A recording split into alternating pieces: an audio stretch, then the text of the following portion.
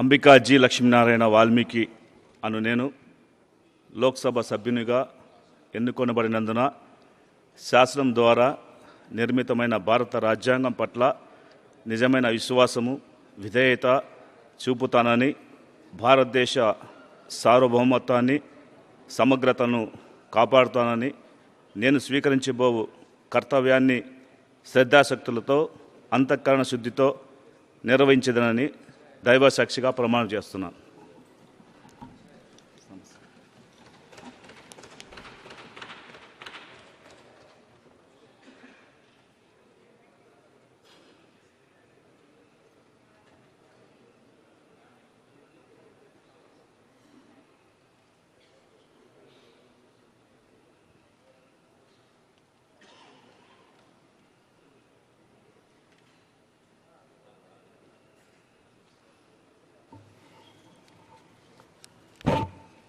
Shri B के पार्थसारथी।